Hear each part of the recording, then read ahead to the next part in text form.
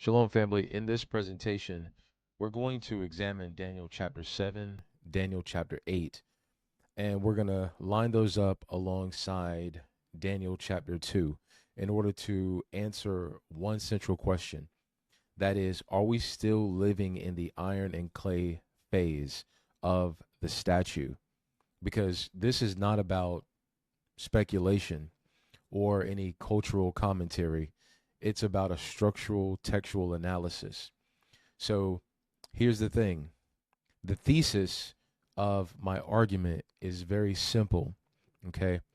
So Daniel's statue represents the era of Gentile dominion over the Israelites. And that era ends only when God establishes his kingdom and regathers the Israelites in covenant fulfillment.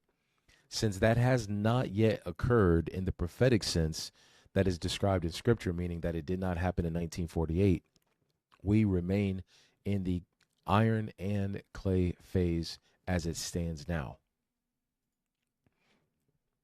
Now, very, very important, the structure of the statue that is presented in Daniel chapter 2 presents a single statue composed of successive materials. You have gold, silver, bronze, and iron. Then the iron mixed with clay. So these metals decrease in precious value, yet they increase in hardness spiritually. So the statue does not gradually fade. It is eventually destroyed by a stone that is cut without hands. Okay. So that stone strikes the image, scatters it completely, and replaces it with a divine kingdom. So the statue is not reformed, it is shattered. And so that is very, very critical to our understanding of this prophetic timeline. Now, identifying those kingdoms. So Daniel interprets the first kingdom explicitly. He says that Babylon is the head of gold. And then Daniel chapter 8 explicitly identifies the Medo-Persia and Greece. And then the fourth kingdom is described as iron that breaks in pieces, which corresponds historically to Rome, unmatched in military durability and its legal expansion. So the final phase is iron mixed with clay. But you got to notice carefully that this is not a fifth empire. It is a divided continuation of the iron structure. So the iron does not ever disappear. It transitions or transforms into another application. Okay. Now, Daniel's parallel. Okay. Daniel 7 parallels because Daniel 7 confirms this sequence. You have a lion, that is Babylon, a bear, Medo-Persia, a leopard, Greece, a terrifying fourth beast, the Roman Empire.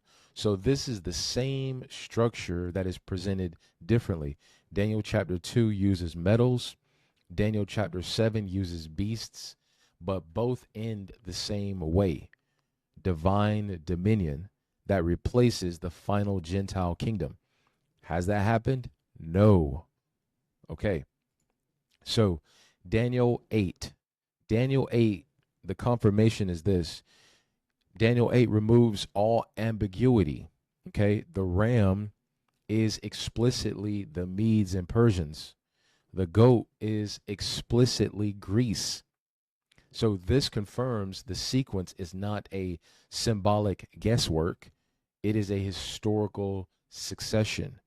So Daniel is not presenting allegory that is detached from reality. He is presenting a structural prophetic history. Okay. Now, the Iron Kingdom. Daniel chapter 2 says that the iron breaketh into pieces and subdueth all things. Rome fulfills this precisely through its military engineering, its legal codification, the infrastructure or systematic expansion to which Rome did and expanded, the global dominance, the iron phase represents its strength, durability, and its crushing authoritarian regime. Now, the question is this: did Rome disappear? Okay, that's the critical question. Because did Rome truly end? Or did it just transform application? Because we have the Byzantine Empire that continued Roman identity, the Holy Roman Empire, which claimed Roman authority. Very questionable, right? So the Roman law became the foundation of what society? European civil systems. Okay. So Western political architecture even mirrors Roman republican structures. The iron did not vanish, it fragmented. Okay. So this is structural continuity, and it's very ethnic if you can see it. Iron mixed with clay. All right. Daniel describes the final phase as partly strong and partly brittle, because we know that the iron remains, but clay introduces something about this empire. It introduces instability, because they shall not cleave one to another. So this describes a system that is indeed powerful externally, yet internally fragile, right? You look at all of the European powers around the world: France, Rome, America, et cetera, internally fragile, but populated by really the same groups. So the strength is there, but it's without cohesion. So you can't have dominance without unity, right? So we see that in the world powers today. Structural parallels. If iron represents enduring imperial strength and clay represents the structural brittleness, then a modern system can exhibit both of those things. Iron, like, it can have like iron characteristics, and those iron characteristics may include things like military dominance, a global economic system built on leverage, a even its political reach, military bases on every continent, and then it can also exhibit things like that are representative of clay characteristics, such as political polarization, the left wing, right wing, institutionalized distrust through its military. You can't trust the government. You can't trust the police. Coalition instability. You have this religion over here, that religion over there. Everything is polarized. Moreover, economic fragility. The dollar is dwindling. You have BRICS, the formation of BRICS. So beneath the visible scale, this is not a cultural commentary. It's a structural analysis, and it's powerful externally, but fragmented internally. That's how this last kingdom is described, or this last Gentile rule is going to be designed. Now, the times of the Gentiles. Jesus says in Luke 21:24 that Jerusalem shall be trodden down of the Gentiles until the times of the Gentiles be fulfilled.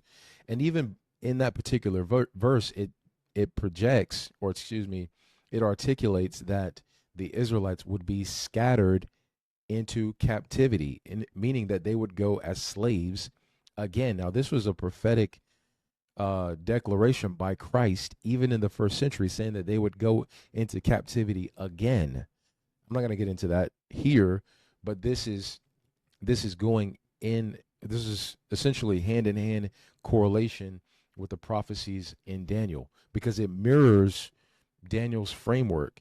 Daniel describes a succession of Gentile dominions over time until Jesus confirms an ongoing, or excuse me, until Jesus confirms the abolition of those things.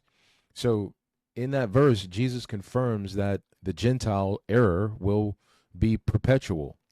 But the question becomes, has that error concluded? Okay. So now, the regathering criteria. Biblical regathering is not merely geographic in its relocation. You have Deuteronomy 30. Deuteronomy 30 says that God gathers, not that there's going to be some form of legislation that causes the regathering. Ezekiel 36 and 37 describe spiritual cleansing and one Davidic ruler. Isaiah chapter 11 speaks of the regathering from the four corners. Moreover, Jeremiah 23 describes a righteous branch that is reigning. Okay. So the regathering includes things like divine action. Where have we seen that? We haven't seen it. A spiritual renewal, meaning that there would be no homosexuality, there would be no false work in secret. There would be none of that. There would be only a perpetual keeping of God's laws, which is spiritual renewal, which is covenant obedience. There would be no atheism in the Israelite community. Okay? You don't see that. You would see a unified kingship. So have these conditions been fulfilled in their prophetic totality? You have to be honest with yourself, because if not, the statue remains standing. Now, the stone, right? Daniel chapter 2 verse 44. It says that in the days of these kings shall the God of heaven set up a kingdom. So the stone destroys all previous kingdoms. So America's out of here. China's out of here. Iran, all of those kingdoms are out of here. It ends succession. It ends all Gentile rulerships. All of these kingdoms are Gentiles. So it fulfills, it fills the entire earth. So this is not symbolic influence. It is a global replacement that is going to take place. So it has not only it's not only going to replace the Gentile rulership, but it has such a universal divine governance that it's going to shape the entire world. But you have to ask yourself, if that hasn't happened, then the statue is not yet shattered, right? So here's the conclusion. Daniel's statue represents the era of Gentile dominion over the Israelites. And that era ends only when God establishes his kingdom and then regathers the Israelites in covenant fulfillment. So the stone has not destroyed the global dominion of the Gentiles.